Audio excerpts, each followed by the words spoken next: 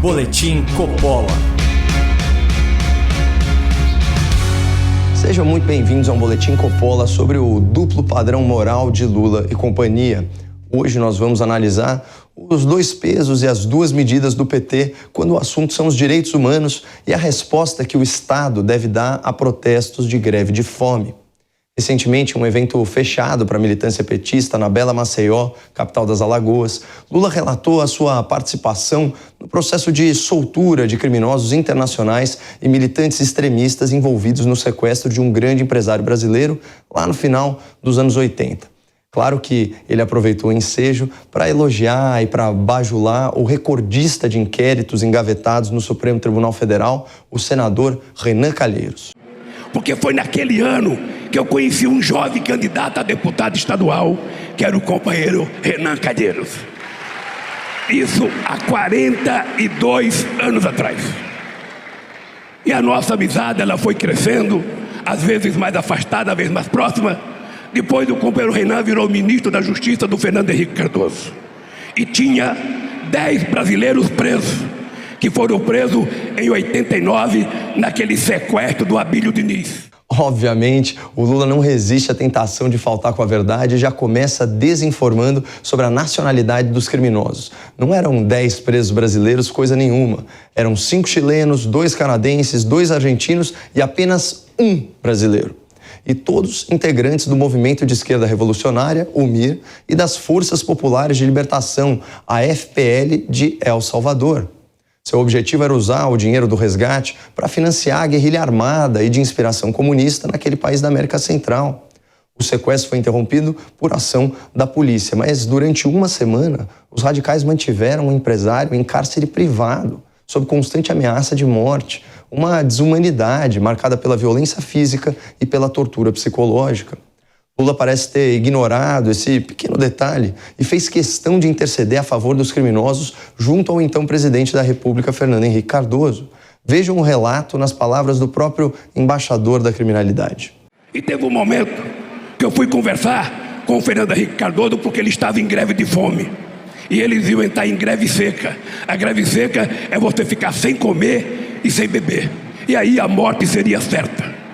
E eu então fui procurar o ministro da Justiça, chamado Renan Calheiros. E depois de uma longa conversa com o Renan, ele falou para mim: presidente, na época era só Lula, Lula, vai conversar com o Fernando Henrique Cardoso, que eu tenho toda a disposição de mandar soltar o pessoal. Eu fui conversar com o Fernando Henrique Cardoso e falei para o Fernando Henrique Cardoso: Fernando, você tem a chance de passar para a história como democrata, ou você tem chance de passar para a história como um presidente que permitiu que 10 jovens que cometeram um erro, morram na cadeia. E isso não vai apagar nunca. Bom, o que o Lula chama de erro cometido por jovens, o Código Penal chama de crime hediondo praticado por maiores de idade. O sequestro é uma prática tão repulsiva, é uma prática tão violenta, que a lei atual não permite fiança, não permite indulto, nem liberdade provisória ao sequestrador, que, por sua vez, é obrigado a iniciar sua pena em regime fechado. Hoje em dia, até aquele crime de extorsão qualificada por restrição de liberdade, conhecido popularmente como sequestro relâmpago, porque dura só alguns minutos ou algumas horas, foi incluído no rol dos crimes hediondos, dos crimes mais graves, segundo a lei. Mas, enfim, para o Lula, esse comportamento desumano e criminoso não passa de um erro quando é cometido por simpatizantes da esquerda.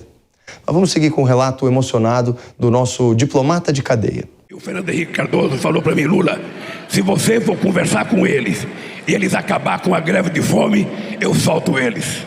E eu fui na cadeia dia 31 de dezembro conversar com os meninos e falei: olha, vocês vão ter que dar a palavra para mim. Vocês vão ter que garantir para mim que vão acabar com a greve de fome agora e vocês vão ser soltos. E eles respeitaram a proposta, pararam a greve de fome e foram soltos, e eu não sei aonde que eles estão agora. Esse é o Brasil do Lula, um país que aplaude a soltura de criminosos violentos e que obriga o Estado a ceder às demandas de sequestradores presos. Esse tipo de postura institucional, protagonizado pelo Lula, pelo Renan Calheiros, pelo Fernando Henrique Cardoso, é tão absurdo que já foi criticado pelo próprio Lula como uma insanidade. Aspas. A greve de fome não pode ser utilizada como um pretexto de direitos humanos para liberar as pessoas. Imagine se todos os bandidos presos em São Paulo entrarem em greve de fome e pedirem liberdade. Pois é, Lula, haveria uma ruptura total da garantia da lei e da ordem, uma inversão de valores em que o bem-estar de um criminoso seria considerado mais importante que a própria justiça. Mas por que será que o Lula de 2010 era contra o Estado ceder a greve de fome dos presos, sendo que o Lula de 89, ao que tudo indica, o Lula de agora apoia esse tipo de política criminal? A resposta não está no crime. A resposta está em quem cometeu o crime e com qual objetivo. Nos anos 90, o Lula atuou para livrar da cadeia os sequestradores do empresário, mas isso porque eles buscavam financiar uma guerrilha socialista em El Salvador e eram militantes extremistas de esquerda, politicamente identificados com PT e Caterva. Da mesma forma, no seu último dia de mandato como presidente, o Lula decidiu negar o pedido de extradição para que o terrorista de esquerda Cesare Battisti cumprisse a sua pena por assassinato na Itália. E pior, algum tempo depois, o PT ainda premiou o advogado do caso, o doutor Luiz Roberto Barroso, com uma indicação ao Supremo Tribunal Federal. Então, feita a devida contextualização, vamos retomar aquela frase do Lula em 2010, aspas, a greve de fome não pode ser utilizada como um pretexto dos direitos humanos para liberar as pessoas. Saibam que o Lula disse isso quando foi perguntado sobre a greve de fome dos presos políticos em Cuba, a mais sanguinária aí de todas as ditaduras da América Latina.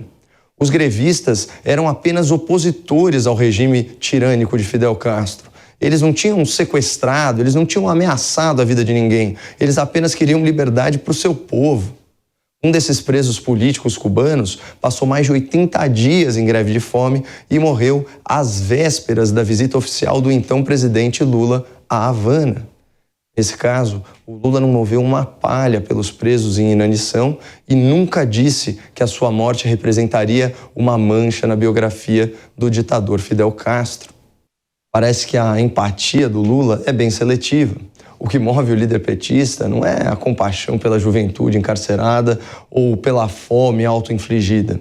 O que Lula quer, o que o Lula sempre quis, é livrar da justiça militantes de esquerda como ele, ainda que sejam criminosos, como ele já foi considerado um dia. Quando ainda era presidente da República, Lula não se abalou com a greve de fome de um bispo da Bahia, que inclusive havia militado pelo PT. Dom Luiz Fábio Cápio parou de comer por 24 dias em protesto contra a transposição do Rio São Francisco. A greve se encerrou quando o religioso desmaiou e foi internado numa unidade de terapia intensiva. À época, Lula afirmou, aspas, se o Estado cede, o Estado acaba e o Estado precisa funcionar. Nós encerramos com a conclusão do editorial de 26 de junho do jornal Gazeta do Povo, que inspirou o boletim de hoje. Aspas, a greve de fome é um recurso extremo. Concorde-se ou não com ela, é ponto pacífico que um preso político injustamente encarcerado e um líder religioso contrário a uma obra têm motivos muito mais dignos para fazer uma greve de fome que um bando de sequestradores interessados em sair mais cedo da cadeia, onde pagavam por seus crimes. Qualquer um deveria ser capaz de reconhecer isso, menos Lula, que intercedeu pela vida dos bandidos de esquerda, mas não dispensou o mesmo tratamento a quem ousou enfrentar governos de esquerda. Ao narrar com orgulho o que fez em benefício de criminosos, Lula consegue o que parecia impossível, descer mais um degrau na escala da degradação moral na vida pública. Muito obrigado, não percam a esperança no Brasil e fiquem com Deus.